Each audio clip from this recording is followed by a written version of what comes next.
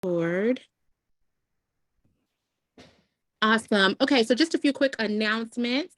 Mark your calendars. Our next August webinar is going to be on August the 21st, and we will be going over our new book. So be sure to mark your calendars for that. Thank you guys so much for your consistency in jumping on to the webinars.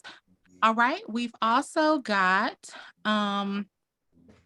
our 1 million investment challenge for 2022 is still going on. We will have an updated number for you coming soon. We are verifying everything. You guys have had so many investments rolling in that we are having trouble keeping up with them. So congratulations to those of you that have been investing as a part of the investment challenge. If you've not gotten a chance to do that, then we definitely want you to take part. Be sure to head over to jeweltanker.com, click on the $1 Million Investment Challenge. The password is million, MILLION. And what you're doing is just putting in the numbers for all of the investments that you have been making. So whether that is cryptocurrency or precious metals or stocks, bonds, mutual funds, investing in your 401k or your Roth IRA or whatever that looks like for you, then we want to tally all of that together. And our goal is to collectively invest at least $1 million for the year. At the last check, which we announced on the last meeting, we were over $650,000. So we're definitely well on our way. I know we'll surpass the $1 million mark. Be sure to get those investments in, and we will drop the new numbers in Telegram for you. So be sure to be on the lookout in Telegram. Also, we've got a new book, The Science of Getting Rich by Wallace D. Wattles. And we sent out an email with that information for that book. We will also make sure that that information is dropped in Telegram as well, so that you can be reading that book along with us. All right, Dr. Jewel, that's all I have. Turning it over to you. All right, great. Thank you so much, Asha. I appreciate you. Hey, everyone. I know we have quite a few in the waiting room. I know you're going through there and making sure that we have active participants. You guys, please make sure that your membership is active. All new membership, the new cost is now $39 a month, which is really not a big deal at all. We've kept it really reasonable because you know my heart. I just want the average girl to be able to get in there and get all her bags, okay? So let's go ahead and get started with prayer. Father, we thank you. Lord, we bless you. We honor you. God, I just thank you, Lord, for this 2022. I thank you for this month of August that marks new beginnings. I thank you for a new win. I thank you for new endeavors, new contracts, new titles, new deeds, new properties, new inventions, innovation. I thank you for new creativity. I thank you for new team members. I thank you for new expansion. I thank you, Lord, that all things are being made new. I thank you, Lord, that we're making uncommon decisions that are bringing us into uncommon territory. I thank you for uncommon signs and wonders and miracles. I thank you for uncommon favor, uncommon faith, God, that produces great results. I thank you, Lord, that we're uncommon women. And that we're doing uncommon things. Oh God, I thank you for an uncommon aggression to go after those things, to persist, to move through, to persevere, to dominate, to take over. And God, I just thank you, Lord, for all those things. In Jesus' name we pray, amen. All right, so guys, we started reading, or we're gonna be reading The Science of Getting Rich. I've been reading it, but for many of you, this may be a new read. I think that this book is very, very, very, very, very much prolific. I think that it's probably one of the best reads on wealth that are out there. I think it's one of those reads that you want to keep reading and keep reading and keep reading, because it really does do like a whole thing on the way you think, on the way you move, what you're believing, what you're receiving. Like, it really has a lot to do with all of those things. And so I really, really want to encourage you to make sure that as we're reading that you stop. I have my notepad right here. You guys know when you come on the club, make sure you got your pen and you got your paper, because you may not be writing down exactly what you heard, but there may be some things that you heard for yourself, where maybe a move that you need to make, maybe an investment that you need to make, maybe a deal you need to pull out of, right? There are deals you need to pull out of, or deals that you need to lean into. And so you may hear those various things. I'm not sure what you'll hear, but I know you'll hear something. And I think this is really going to help you to manifest in ways and degrees that are pretty profound. Okay. All right. So the signs of getting rich. And this is 17 chapters in this book. We're going to start at 1. And I'm not going to read the preface. You guys can go over that. And again, make sure you're doing your own reading outside of this. This is just to kind of get you thinking about processes, about changing, about learning, unlearning some things and relearning some new things, because really that's all about business. I was reading in another book by Leadership by John Maxwell, and he was saying a person that graduates from school, from college 5 years from now, that they're going to have to probably unlearn a lot of those things and add on to their learning, which I think is important to know, that we're always going to have to be pivoting in business, always pivoting and investing. As a matter of fact, I was working on some investments all afternoon. Normally Sunday is a day of rest for me, but there are some pivots that I needed to make. I just got back from in town last night and then just got back in town today. So literally this morning, but there were just some things that I really wanted to get done.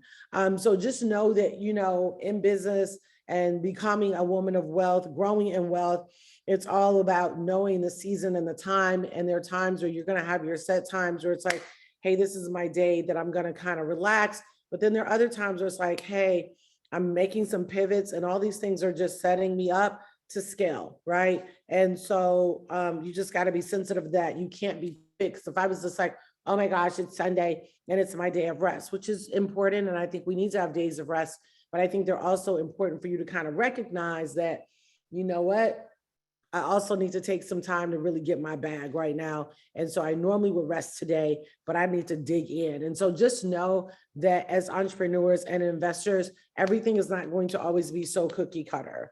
Everything is not going to always be so fixed, that you're going to have to have a lot of flexibility. Okay. All right. So chapter 1, the right to be rich. How about that? Whatever may be said in praise of poverty, the fact remains that it's not possible to live a really complete or successful life unless one is rich. I like the audacity that they have here. That's pretty audacious to say that, you know, your life is not even going to be totally complete or successful unless you're rich. That's pretty audacious. But I actually believe that because there's just a fullness that is going to come with wealth. Now, does that mean that if you're broke, you can't be full of joy, full of peace? Yeah.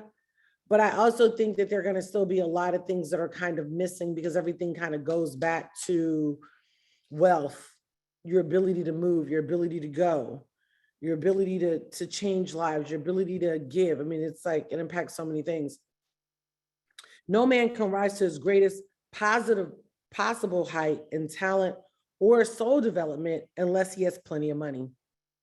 So to unfold the soul and to develop talent, he must have many things to use, and he cannot have these things unless he has money to buy with them. A man develops a mind, soul, and body by making use of these things. And society is so organized, the man must have money in order to become the possessor of things. Okay, so Paula, think about it like this. You know, I was in New York this week, and this weekend it was great. And then I was in Florida before that. It was great. But now imagine being in both of those places with very little money. It impacts where I lay my head, the hotel, which I'm a stickler about, nice hotels.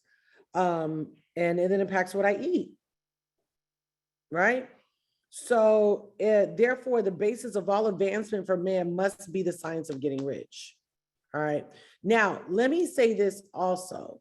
This is the science of getting rich. And we did send this out in the Telegram and the email to let you ladies know we were going to be reading this. So I hope that, you know, you got it. If not, go ahead and download it. Buy it on Amazon real quick, girl. Buy it on Amazon and download it to Kindle really quickly. All right. So the object of all life is development, and everything that lives has an inalienable right to all the development it is capable of attaining. Man's right to life means his right to have the free and unrestricted use of all things which may be necessary to his fullest mental, spiritual, and physical unfoldment, or in other words, his right to be rich. So the thing that I really love here is that they're really putting focus on that you have the right to be rich. Okay. That you have that right, and you have to settle that I have the right to be rich and I'm going to be rich. And you really do have to kind of really just settle that, because if you don't, it might not ever happen. You got to make up in your mind, like, no, I've got the right to be rich. I'm going to be rich. And that just settles it. Okay. All right. Now, the man who owns all he wants. Okay, yeah. The man who owns all he wants for living, of all the life he is capable of living, is rich. And no man who has not plenty of money can have all he wants. Okay, now, I want us to kind of think about this, because this book is going to make you think, and I want it to make you think. Okay. I'm gonna say that again, because I want you to kind of capture this. And if any point, if you want to jump in here and kind of chime in, you can. Because, and it doesn't mean you're gonna agree with everything, but I think that when you start doing the soul work and you start doing the mind work on how you've thought about money, your perspective of money, it starts to challenge some of your ideologies about how you thought. Because we grew up hearing things like, it doesn't always take money, or it doesn't take all that, or there are more things that are more important than money. Well, nobody said that other things aren't important, but I think to say that more things are important than money, I think that it needs to have, they both need to be important. Love is very important in a marriage. But I would also say money is very important in a marriage, because I would also endeavor to say that most marriages end in the marriages, a lot of marriages that have ended in divorce went back to the money, right? Even when you look at healthcare and you look at quality of life, you look at healthy living, that goes back to money. It goes back to education, and then it goes back to money. As a matter of fact, I was talking to someone just last week, and they were telling me that a family member of theirs has to go into the hospital to get these infusions, Linda, every week, because they were diagnosed with ulcerative colitis. So my heart went out to them, and I said, okay, I told them, some different things that they could do. And my daughter, they actually were telling my daughter that same thing. They were telling her that you're probably gonna have to start getting infusions. Well, I said, no, she's not. And I was determined to find a holistic doctor that understood how Crohn's and ulcerative colitis worked. And we had to change her diet, which was a price increase for me, because everything had to be organic. She couldn't do gluten. It's like a whole thing. Then they put her on supplements that probably run on average $500 to $600 in any given month. Now, could her fate have been infusions if we didn't have A, the resources to ask the questions, B, the holistic doctor to pay to find out what we needed to do, the money for the blood tests, the money for the food tests, and then the supplements on an ongoing basis? I mean, I think we would all say money. So what happens is that sometimes when you start renewing your mind about wealth, you got to dig deeper and to see, why do I feel this way? Why do I say things like, oh, it doesn't take all that, or, oh, that's not important? Because somewhere in our childhood or in our formative years, we were taught that wasn't really important. And one thing I've learned, whatever you don't respect, you cannot retract. So if you say, if you say those things about money, it means you disrespect it.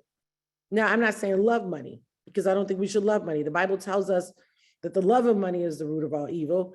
But I do believe we need to be saying things like money loves us, right? We don't love money. We love freedom in Christ, but that wealth gives us the freedom to do whatever it is that he called us to do.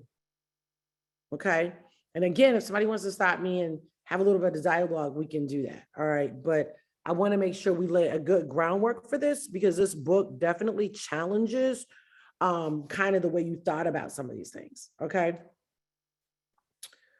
All right, so I'm gonna read this apart again and then we'll move on. So the man who owns all he wants for the living of all life is capable of living is rich.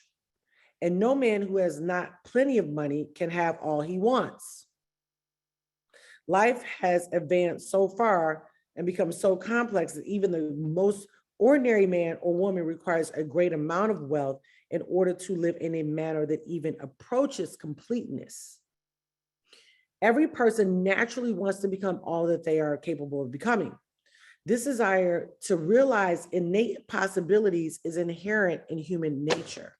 Most of us, Danetta, most of us, Danielle, want to become everything. We want to live up to our full potential. You didn't join the Millionaires Club because you want to live at half. You didn't join the Millionaires Club because you want to live at a quarter. There was something on the side of you that says, hey, I want to reach my full potential. I want to reach my full financial potential. I want to reach my full potential in life, in my purpose. So he's saying there's this innate possibility in us that says, hey, there's more on the inside of me. Let's crack it open and get to it, right? All right, so we cannot help wanting to be all that we can be. Success in life is becoming what you want to be. You can become what you want to be only by making use of things, and you can have the free use of things only as you become rich enough to buy them. Okay? All right, now, to understand the science of getting rich, there's therefore the most essential of all knowledge. There's nothing wrong in wanting to get rich. The desire for riches is really the desire for a richer, fuller, and more abundant life. And that desire is praiseworthy. So it's not just so much that, oh, I want the money, I want the money. It's what I can do with the money. It's the car I was able to give away to my nephew. It's the Bentley I was able to buy for myself. It's the cars that I'm gonna give away for the holiday. It's the clothes that I took my niece shopping with. It's the seed that I sowed at Medina's church this week. It's like totality. If I think about it, I want to be able to do it. You know, follow me? If I think about it, Dale, I want you to be able to do it. If you think about it, I want you to be able to act. If it's a thought, if you like Robin, like, I want to buy my mom a new house, do it. Right? So whatever it is, it's like, I want to be able to do that and not be like, oh, let me minus, subtract the 5, carry the 1. I mean, we'll be there at some point, but then there's another point that it's like, wait, hold on. I'm supposed to be able to do that. Really, that's how God created us. He created us to be able to think. The thoughts, most ideas and thoughts, I believe, come from God, especially where being a blessing to other people, as well as being a blessing to yourself. Okay. All right. So there's nothing wrong. Okay. So the man who does desire to live more abundantly is abnormal. The man who does not desire to live more abundantly is abnormal. The man who does not desire to live more abundantly is abnormal. And so the man who does not desire to have money enough to buy all he wants is abnormal. I told you this book is radical, but I love it. So I think everybody, I mean, go back to when you were a child, right, Joe? You're 5 years old and you dreamed about, I mean, who didn't dream about living in a big house? Who didn't dream about marrying their dream husband? Who hasn't dreamed about, I mean, I think most people innately, Monica, had dreams about a really great life, right, Carter? Most people. So what happens is over time, then disappointment sets in, things don't happen like we think, Carla, and so then we kind of start dumbing it down. But it's abnormal to say, I don't want to live to my full potential. It's abnormal to say, I don't want to be rich. That's not normal. God put that in us to dominate the earth. All right. So there are 3 motives for which we live. We live for the body, we live for the mind, and we live for the soul. No one of these is better or holier than the others. All are alike desirable. And no one of the three, body, mind, or soul, can live fully if either of the others is cut short of full life and expression. It is not right or noble to live only for the soul and deny the mind or the body. And it's wrong to live for the intellect and deny the soul or the body. We're all acquainted with the loathsome consequences of living for the body and denying both mind and soul. And we see that real life means the complete expression of all that man can give forth through body, mind, and soul. Whatever he can say, now really spirit is going to be on there for us as well. Whatever he can say, no man can be fully, really happy or satisfied unless his body is living fully in every function. And unless the same is true of his mind and his soul. Wherever there is unexpressed possibility, wherever there is unexpressed possibility or function not performed, there is unsatisfied desire. Okay. Now this is kind of where we get into sometimes where we're seeing people, be on drugs, lack motivation, because it goes back to they have unfulfilled desire, depression, which we're seeing a lot in our society today. A lot of people dealing with anxiety, a lot of people dealing with depression. Okay, let's peel back the covers. Let's peel them back. Would you say there's probably unexpressed possibility or function not performed? There's unsatisfied desire. That's all depression is. Somebody said, I'm depressed because of. There's always usually a reason surrounding it, and not necessarily always with themselves, but outside, which is like the worst thing you can do. Because we also know that until you take full responsibility for your life, nothing changes. As long as it's my ex-husband's fault, then it's like, oh, it's his fault. Oh, the reason. No. Like this, all the stuff come down to you. What you're gonna do. Okay. So desire is possibility seeking expression or function seeking performance. Man cannot live fully embodied without good food, comfortable clothing, warm shelter, and without freedom from excessive toil. Rest and recreation are also necessary to his physical life. He cannot live fully in mind without books, time to study them, without opportunity for travel, observation, or without intellectual companionship, right? So this is what the club offers us, to talk about these ideas, read these books, and then flush through and look at, okay, kind of where we at. Okay. So to live fully in mind, he must also have intellectual recreations and must surround himself with all objects of art and beauty, and he is capable in using and appreciating. To live fully in soul, man must have love. Love is denied, and love is denied expression of poverty. Now, so that's why these exposure trips be so lit. That's why the exposure trips are so important. That's why Martha's Vineyard was vital for some of you, as it was for me. But didn't even know Ben had a family home up there. That's why New York is going to be so vitally important, because it's exposure. It's dealing with the senses. It's igniting parts of us that maybe we let die. It's reminding us about what we can have. Remember, God's plan is always for us to go further, faster. So the more we can inundate ourselves and work on this and get exposure trips, the more we'll manifest it, because we manifest whatever you keep before your eyes. It was so funny. Today, a couple of people reminded me, like, you had said this about the Bentley. You had said that about the Bentley. I was like, really? I mean, I knew it was on my vision, but I can't say I really remembered specific those things. But it's like, whatever you keep before you, you're going to manifest. So if you keep having conversations like this is why the club is so important. Take this membership, very important. Partnership is everything. Because the more you hear faith, and that's why I talk numbers now. That's why I talk specifics now, because it was me hearing about people having 5-figure days that built my faith to have a 5-figure day. It was me hearing about people having 6-figure days, which built my faith to now I have 6-figure days. It was me hearing about people saying, oh, I'm having 7-figure days. I haven't had a 7-figure day yet, but I'll be there very close. I'm very close to getting there. So what is my point is that the conversation of wealth,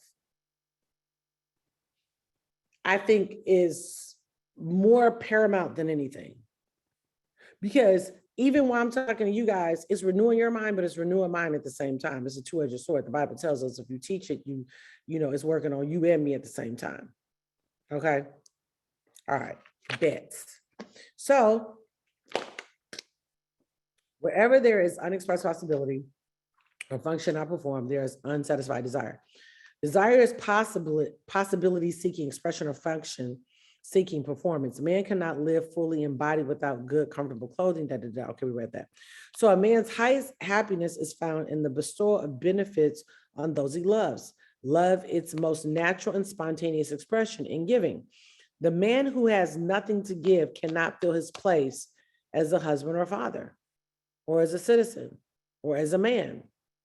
It is in the use of material things that a man finds full life for his body, develops his mind, unfolds his soul. It is therefore of supreme importance to him that he should be rich.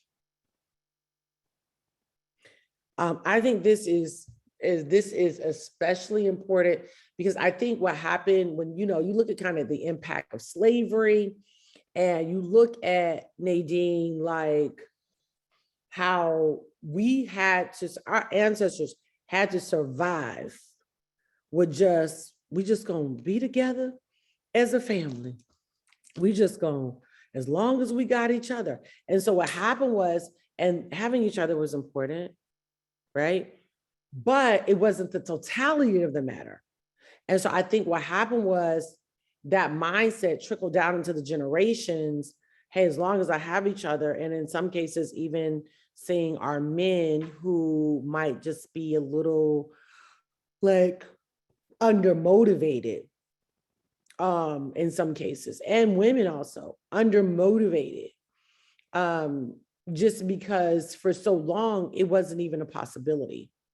Now we live in 2022 where there's literally no kind of anything to stop us, right? So I think we have to kind of look and see sometimes, where do we get some of these things, right? Monica, did you unmute because you wanted to say something? No, I'm sorry. I accidentally did that. Oh, okay, cool. All right. So it's perfectly right that you should desire to be rich. If you are a normal man or woman, you cannot help doing so. It is perfectly right that you should give your best attention to the science of getting rich. For it's the noblest and most necessary of all studies. If you neglect this study, it says you're a derelict in your duty to yourself, to God, and humanity. For you can render to God and humanity no greater service than to make the most of yourself. So, I mean, I think that's very true. I can't help anybody if I'm not wealthy. I can't come in and change somebody's life if I'm not wealthy. I can't buy the girl who needed a mattress for her and her children. I couldn't do that if I was broke. You see what I'm saying? All right, so I'm gonna go to chapter 2, but I know I kind of said a lot. We unpacked a lot. Any questions? I have a question. Yes. First of all, good evening. I just wanted to ask, I don't know, I've followed, I used to follow Robert Kiyosaki from years ago, and I still have some of his books and stuff. I haven't brushed up on any recently, but I don't know if it was Robert Kiyosaki or someone else, but it seems like I remember reading that being rich and wealthy are not the same. Is that true? I mean, yeah, I mean, I think we could, if we want to, like, kind of get technical about it, wealth is more the ideal is that wealth is more long-standing, more sustainable. It has longevity to it. It's packed in investments and things like that. So, yeah, but I think for all practical purposes, rich and wealthy, I think it's more the mindset behind. It's not just the stuff, it's like real investments. But I think a person could be rich, and if they got real investments and real assets that are working for them, I don't care what they call it. So what is rich? I guess that's what I'm trying to get at. I think it's a good question. I think when some people think about rich, they think nice house, nice cars, nice material things. Mm-hmm. When people think about wealth, they think about investments, assets, real estate, oil, gold, silver. They think more about living off of the interest of the income and not the income. I think most people, when they think about rich, they think income. The income gave you all this nice stuff. That's Mm-hmm. not bad, but what you really want to do is take it and invest it and live off of the interest from the investments. Right. So that's kind of the difference. Tomato, I don't care if we talking investments, and we talk investments all the time here. So I don't So think I'm trying to figure out, so does the author, this particular author, is he meaning rich or is he meaning wealth?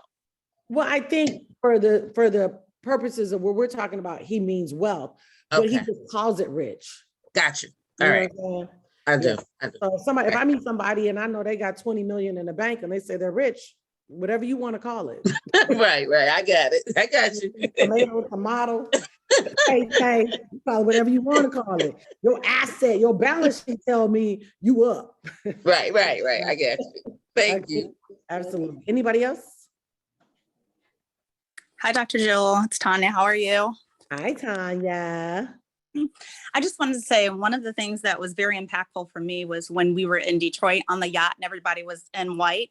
And when we were cruising and we had passed by Grosse Pointe. And that was like one of the big things for me because I've always loved those homes. I drove around the community, but it was something that had stood out to me that day, something that made a difference in me. And I want to say that even right now, I'm living the community kind of thing that I wanted to be a part of Grosse Pointe. I want to move over there. Well, where I live now, I'm in, Port Orange at the Spruce Creek Fly-In. I was talking to you.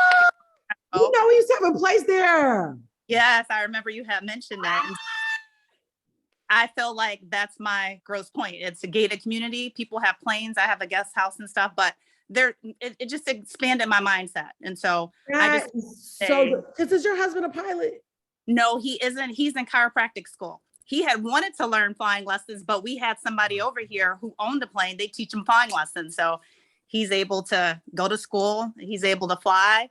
I'm working on some things and I'm going to get a big job here in a few years, but I have big plans and I love being a part of the club. And I just want to say, like you said, being a part of the experiences, I have missed out. Like even that one, I was supposed to be there in California. I had told you about the time I saw the vision about those Gucci sandals and stuff. And you guys, I missed out. So it's very important. I'm so proud of you. Spruce Creek is a wonderful, I know John Travolta had a home there at one point.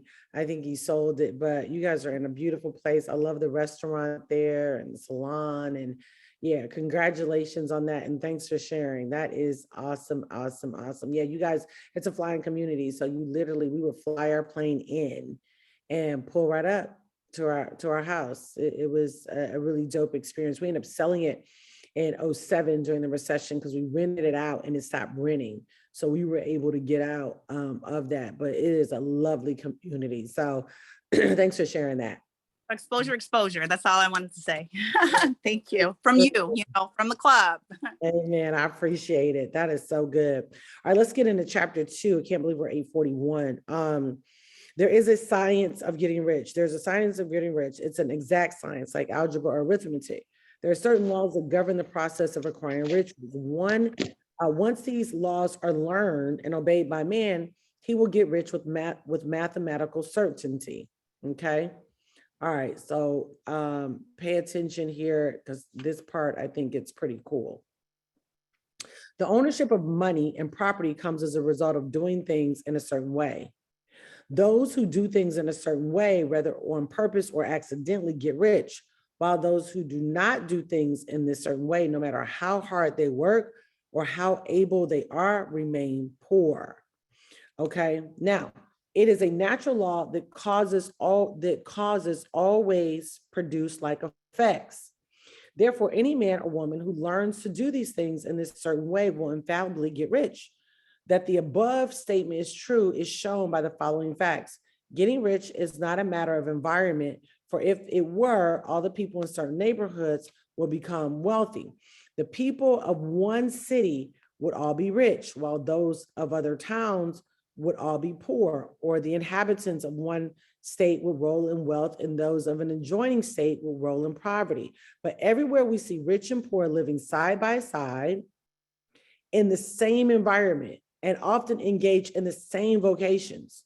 When two men are in the same locality in the same business and one gets rich while the other remains poor, it shows that getting rich is not primarily a matter of environment. Some environments may be more favorable than others, but when the two men in the same business are in the same neighborhood and one gets rich while the other fails, it indicates that getting rich is the result of doing things in a certain way. And further, the ability to do the certain things in a certain way is not due solely to the possession of talent. Many people who have great talent remain poor, while other people who have very little talent get rich. Studying the people who have gotten rich, we find that there is an average lot in all respects, having no greater talents and abilities than other men.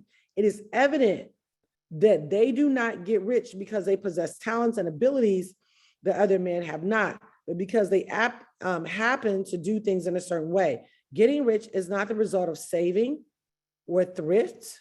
Many very penniless people are poor, while free spenders often get rich, nor is getting rich due to doing things which others fail to do.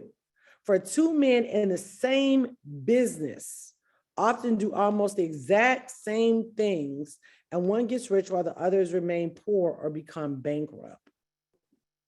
Wow, we've all seen that. From all these things, we must come to the conclusion that getting rich is a result of doing things in a certain way. If getting rich is a result of doing things in a certain way, then all men or women who can do things in that way become rich, and the whole matter is brought within the domain of exact science. The question arises here whether the certain way may not be so difficult that only a few may follow it. This cannot be true. As we have seen so far, the natural ability is concerned. Talented people get rich and blockheads get rich, okay? Intellectually brilliant people get rich and very stupid people get rich. Physically strong people get rich and weak and sickly people get rich. Some degree of ability to think and understand is, of course, essential, but insofar natural ability is concerned, any man or woman who has a sense enough to read and understand these words can certainly get rich. Also, we have seen that it is not a matter of environment. Location counts for something. One would not go to the heart of the Sahara and expect to do successful business. Getting rich involves the necessity of dealing with men and of being where they are people to deal with. And if these people are inclined to deal in the way that you want to deal, so much the better. But that is not as far as the environment goes. So he's not saying environment doesn't have anything to do with it. He's saying that, you've seen people grow up in Section 8 and become wealthy. You've seen people grow up wealthy and become wealthy. But you've also seen people grow up wealthy and lose it. You've seen people grow up in Section 8 and stay broke. Okay? So if anybody else in your town can get rich, so can you. And if anybody else in your state can get rich, so can you. Again, it's not a matter of choosing some particular business or profession.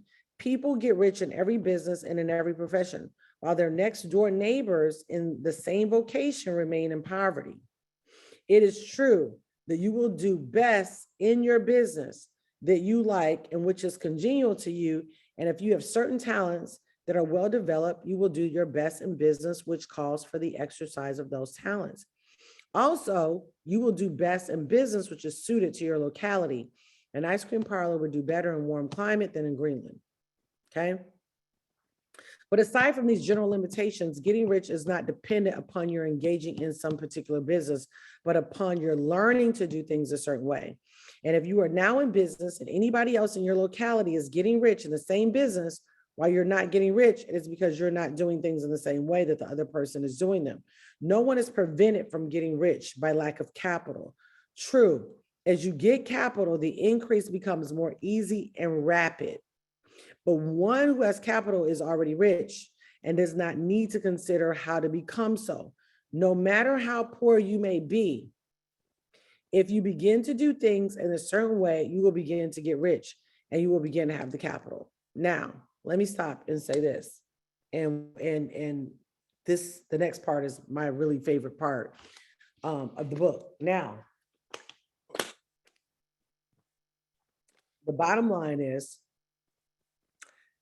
Lillian, if girl A can get wealthy, girl B can get wealthy.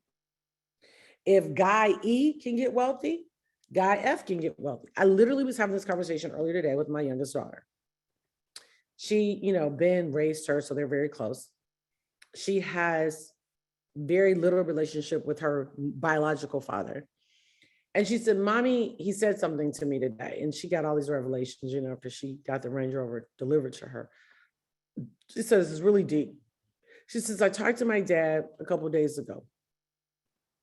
And he was saying how he's not doing that well financially, that he hasn't always made good financial decisions. And she said, he admitted that to me. I said, well, that was honorable that he was honest. She said, but then I thought about you. And I was like, wow, my mom has made consistent decisions that have caused her a great increase over her life. And it was all based on a decision. It was based on what she believed she was supposed to have, and it was based on the decision. But she just had this whole epitome, like, oh my gosh. And she said, I made the decision in that moment. I'm doing very well. Just bought almost $1 million condo. I got a debt-free range. My investments are going crazy. And she says, I was like, okay, I'm 26 and I'm doing really well. And I'm not going to mess this up. I'm going to keep growing. And it was just like, she just had this revelation, and it was good, because I was like, I'm really glad that you're getting it, because sometimes people just go through life like doing whatever they want to do, however they want to do it, not realizing like every decision has a consequence. What you believe you can have, what you think you should have, and how you move is going to impact your whole life. Now,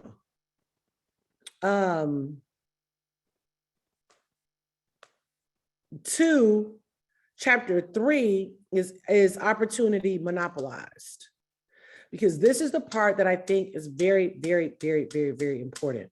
Okay. Now, no man is kept poor because opportunity has been taken away from him, because other people have monopolized the wealth and have put a fence around it. You may have to shut off from engaging in business in certain lines, but there are always other channels open to you. So in other words, you could be like, Tanya, this road wasn't open to me. There was a block here. I'm about to go down this road. That road didn't open to me. I'm about to go down this road. Like realizing I'm getting ready to make this work. If one door closes, I'm not going to just stop and whine and say, oh my gosh, they didn't let me in and da-da-da-da-da. That's why I get it. I'm a Black woman. A lot of y'all on here Black. We got some Arcadia on here. She representing our Vanilla Sisters, and I think maybe a few others, but I don't really care. Like, you can't be stopped by your color, but you can be stopped by the way you think about your color. Now, does that say that there's no racism? Absolutely not. I'm not saying that. I'm not dumb. I know that there is, but I'm saying that I can make the choice that my life will not be dictated by what somebody else has seen for my life. That's all I'm saying. So it doesn't change the fact that they might feel away. I'm not worried about them changing. I'm more concerned with what do I think that I deserve and that I can have. Because sometimes how aggressive we are about opportunities is how we really believe that we belong at the table, that it belongs to us. All right. Okay. All right. So it's quite true that if you're working, I'm in chapter 3. It's quite true that if you're a working man in the employ of Still Trust, you have very little chance of becoming the owner of the plant in which you work. But it's also true that if you will commence to act in a certain way, you can soon leave the employ of the Still Trust. You can buy a farm from 10 to 40 acres and engage in business as a producer of foodstuffs. There is great opportunity at this time for men who will live upon small tracts of land and cultivate the same intensively. Such men will certainly get rich. You may say it is impossible for you to get the land, but I'm going to prove to you that it is not impossible that you can certainly get a farm if you go to work in a certain way. And they're about to really start dealing with this imagination. Really start dealing with what you think you can have. Really start dealing with what you're writing down. Really start dealing with taking time to dream. At different periods, the tide of opportunity sets in different directions. According to the needs of the whole in the particular stage of social evolution, which has been reached, at present in America, it is setting toward agriculture and the allied industries and professions. Today, opportunity is open before the factory worker in his line. It is open before the businessman who supplies the farmer more than before, the one who supplies the factory worker, and before the professional man who waits upon the farmer more than before the one who serves the working class. There is an abundance of opportunity. Take good notes and pay attention. We're going to wrap, but I want to wrap with this. There is an abundance of our opportunity. I want everybody to say that, put that in the chat. There's abundance of opportunity. There's abundance of opportunity. There's abundance of opportunity. There's abundance of opportunity. Okay, for the man who will go with the tide instead of trying to swim against it. And this is why you got to always look for that flow. I always look for a flow. I look for a flow before I do a deal. I look for a flow before I invest. I'm looking for the ease. I'm looking for the pulling in my heart saying, yep, go. Yep, do. Yep, sign the paperwork. Yep, it's time. I'm looking for that flow. If I don't get that flow, I'm not moving. And I'm just using the Bentley as an example because, it's most recent. But I don't know if y'all remember, I was looking at a Bentley in Charlotte a couple months ago. And I liked it. I liked the price, but it wasn't a flow, the path of least resistance. That's it. That's it. And I was looking for that, like, yeah. And my husband was like, oh, you like that one? I was like, I like that. He's like, I think you should get that. I was like, I was looking for the witness in my heart. I'm looking for that, right? So you start doing that in everything, Gracie. You look for that in everything. Dale, you start looking for that, like, I'm looking for that, like, You know what I mean? Like, I'd have loved to but my life is always fruitful. So what else is new? You see what I'm saying? But I love getting on here doing the chats because it's a flow. It's in my calling. I'm diving deep into wealth mindset for you, for me. We're all growing together. Our brains snapping like, right? Expansion is coming. Capacity to expand is coming. All right.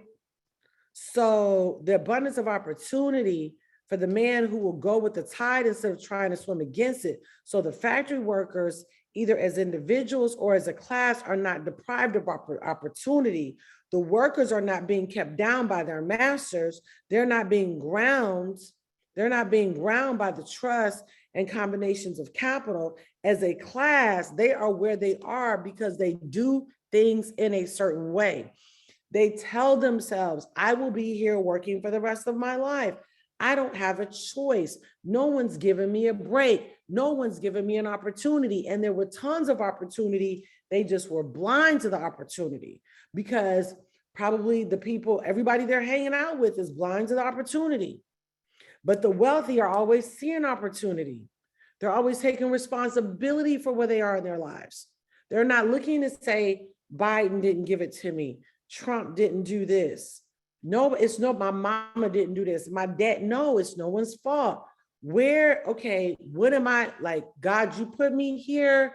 What am I supposed to be doing? Where am I supposed to be going? Because it's abundance of opportunities around me every day. It's an abundance of wealth around me every day. And God, I speak to our abundance of opportunities and abundance of wealth, and it's all coming with great ease. It's all coming with great ease. I'm not a slave, so I don't have to grind. I don't have to hustle. I'm using this to create. I don't have to grind. I used to grind. I used to hustle. I used to be like, everybody knew me like that. That girl hustled. And I was proud, like, oh, I got it in.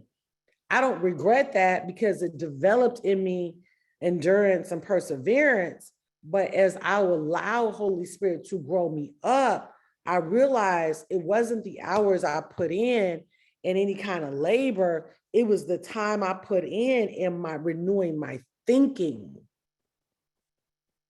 renewing what I believe I deserved, telling myself 100 times a day, you're blessed, you're empowered, you're wealthy, you're one of the wealthiest women in the world, you're a billionaire.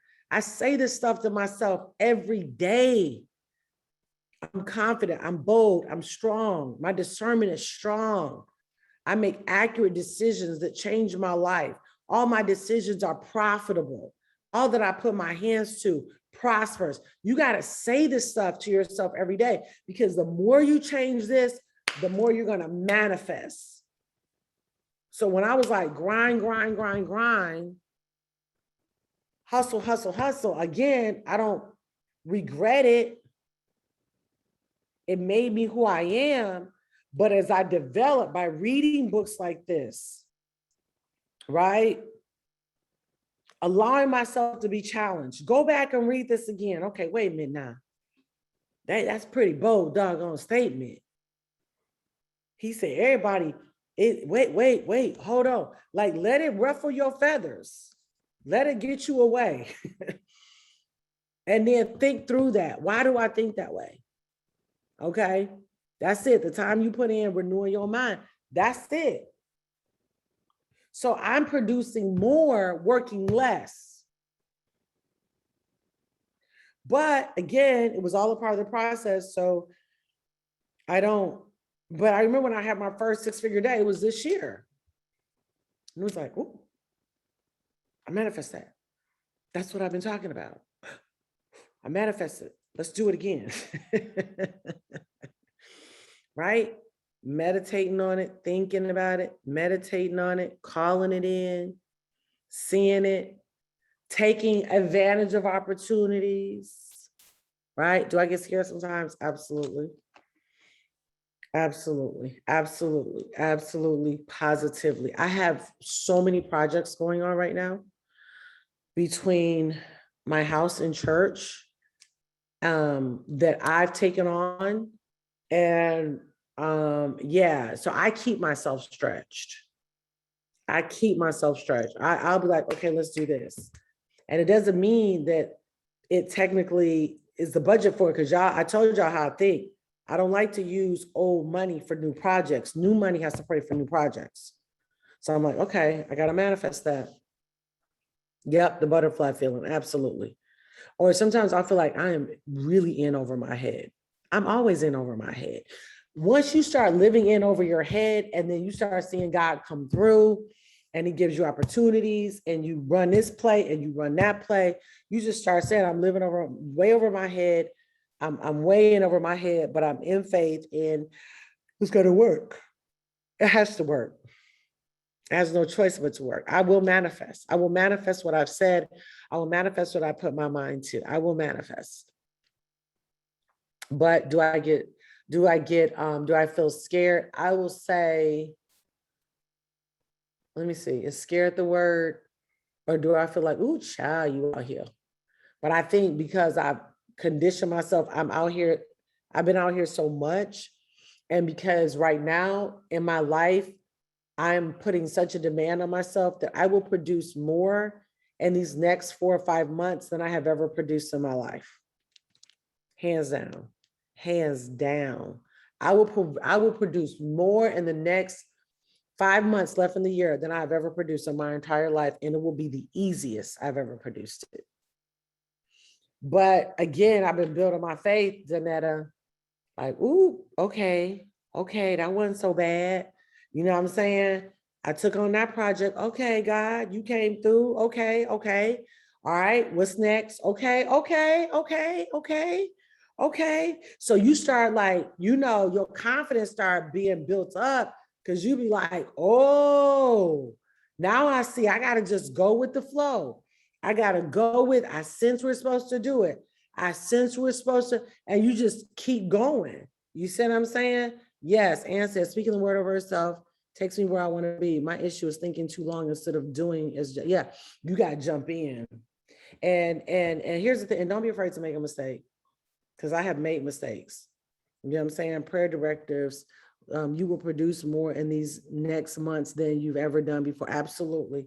I will, and so be it unto you. Yes, Nadine, thank you. You caught that.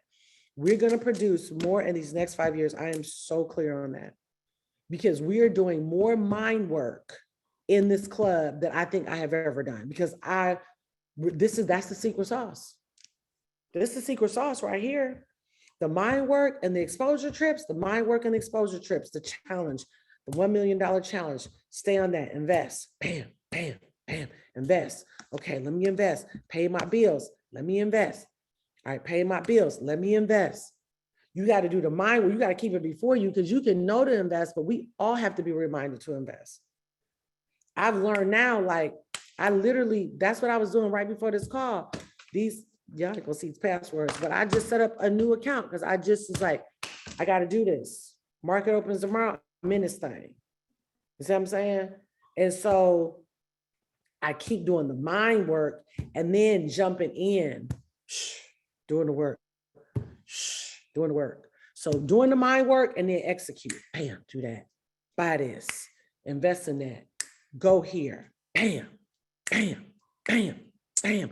And you get to a point where you're moving so much, you don't even have time to like be scared because you like, oh, this finna work. Oh, I'm out here in the deep now. This finna work. It's finna work. And then it work. And you be like, all right, bet. And then to build your faith to be like, let's go. All right, let's do it again. Let's do it. I don't focus on the amount of money, really. That's a good question. I focus on the end result. And we getting all kinds of stuff done. And so I'm focusing on what I want to see. Building out a new cafe in our church, new 15 chandeliers in the cafe. We need, I don't know, 100 rooms, lights in the sanctuary. I just focus on, I know the numbers, but I focus on, oh my gosh, the lights are so pretty. Oh my gosh, the cafe is so lovely. It's a mix of Ritz-Carlton and Apple together. Oh, it's so pretty. And I just focus on the end. I know the numbers, but I focus on the end result more than I focus on anything. More than I focus on anything. What's the end? What's that gonna look like? And then the money has a way of coming. But again, I'm an implementer. I'm an executor at the level that I can. Everybody's at different levels. There are people that can operate at a much greater level than I can. There are people that can't, but it doesn't matter where you are. The point is to move something. Move something. Okay. Yep. That's why the vision board is so important. I imagine myself counting checks. I'm getting the money, but I want a certain amount. Yeah. Write that down. Write that down. And don't do it annually. Do it by the day. Do it by the day. I want this amount every day. Every day I want this amount.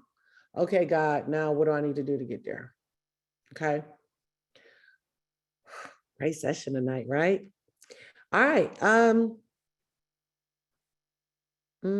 If you desire a certain amount of money, how do you find the vehicle to produce that large amount?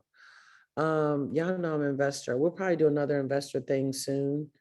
But yeah, I invest and I use the interest off of my investments to pay for my stuff. Okay. All right. Anybody who didn't say anything tonight? Any questions? We're going to wrap. Hi, Dr. Joel. This is Melanie. How are you? Hey, babe. How are you? Hey, I'm blessed. I have a question about while you're talking about the investments that we're supposed to put on the website. Yes. Or you just talked about, like the investments that we have. So some of the investments, like my silver on auto ship and some of the other investments I have, like I don't pay for them anymore. So I haven't been putting them in. Is that something like Doesn't I matter. get? If you're getting it, it doesn't matter. If you're Okay, getting that's it, what I was. Okay, that's what I was gonna ask. So I don't know how to receipt that, I guess. well, just put the ounces. Mm. You know, you can put the Oh, ounces. okay, okay. So if I don't just have a screenshot of in Quicksilver that they sent it to Yep. me, Yep. or okay, and then the other one I'm in where I get the daily compounding interest on my crypto, like they just gave me like even like a $500 bonus for referring people. So I got to say, I just haven't been putting it in because I just didn't know You can how put that to in as cash. put it in as cash. Okay. Yeah, Okay. yeah. Okay. All Okay. income money. Yes. Thank you. Okay. Yes. Exactly. I just thought I had to be paying for it in order for it to count. So I just No, wasn't sure. no, if it no, it's needed to- working. The interest is working. Your investments are working. Okay. Nope. Thank you. Mhm. Okay. All right. Anybody else? Hello, Dr. Jewel. I have a question. How are you? I'm good, Charzetta. The money that we make off Novatech each week, are we supposed to put that down in the challenge? Absolutely. Okay, so let me be clear. Anything that you are, if you compound it, that means you reinvested it, yes. If you Okay. cashed out, no. No cash out. So I've got to check and see how can I go back and get my records because I've been doing this for a few months. I need to Okay. put all that in there. Yeah, if you click on log into e-wallet, you can see Yeah. everything. Oh, right. Okay. Mhm. Okay. Thank you. Uh-huh. All right. Anybody else? All right, I love y'all. Please go back and read those first 3 chapters. This book is, it's gonna make you be like, wait a minute now. Wait a minute. Wait a minute. Wait a minute. What you say now? And it doesn't mean you got to agree with everything. But I think if you don't agree, ask yourself why you don't agree. Like, of course, he talked about the soul, spirit, soul, body, and mind. Well, of course, we're going to add spirit in there, right? But I'm not looking for what's wrong. I'm looking for what's right. And I'm looking for the main content on the secret sauce, which you're about to get into in the 4th chapter, which is using your imagination, taking things that have not manifested, taking it and manifesting it. Okay. Nadine, thank you so much. I love y'all. All right, have a good night. I'm gonna finally go get some rest, child. Finally, Lord have mercy. Y'all have a good night. Bye.